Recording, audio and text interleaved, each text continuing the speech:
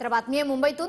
मुंबईत एका गुजराती बहुल सोसायटीत मराठी पत्रकं वाटण्यास विरोध होत असल्याची घटना समोर आली आहे। संजय दिना पाटलांची प्रचार पत्रकं वाटण्यास विरोध होतोय। ठाकरे गटाच्या कार्यकर्त्यांनी हा गंभीर आरोप केलाय। पोलिसांनी मध्यस्थी करून सध्या हा वाद मिटवलेला आहे। मुंबईतल्या या प्रकरणावरून राऊतांनी शिंदे गटावर खालच्या शब्दांमध्ये टीका केली आहे।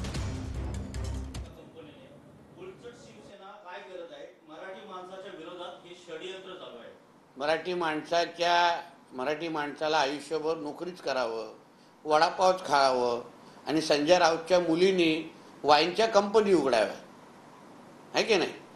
मराठी माणसाला नेहमी नोकरी वडापाव पर्यंत ठेवण्याचं काम ह्या लोकांनी केलेलं आहे। म्हणून मराठी माणसांवर बोलण्याचा नैतिक अधिकार ह्या लोकांना नाही। कारण का अजूनपर्यंत जिथे जिथे मराठी माणसाचा तो टक्का कमी झाला, मराठी माणसाला जो मुंबई सोडण्याची जी पाळी आली ना, त्याचे जबाबदारच हे सगळेजण आहेत। सर, संजय राऊत असं देखील म्हणतात शिवसेना आणि फडणवीस यांची जी सेना आहे ती गांडूंची सेना, असं त्यांनी उल्लेख केला। मग ह्यांना काय शरद पवारांची येडदेवांची टोळी बोलायचं आम्ही? ती भाषा आम्हालाही करायला येते, म्हणून भाषा योग्य वापरा, नाहीतर भाषेची पहिली स्पर्धा लावाल ना तर तुम्ही कुठे रेंजमध्ये पण दिसणार नाही।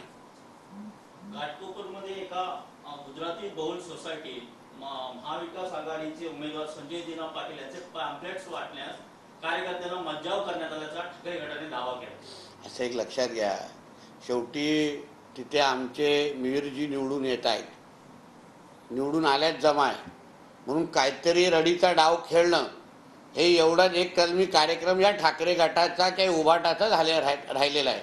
म्हणून त्या गोष्टीची जास्त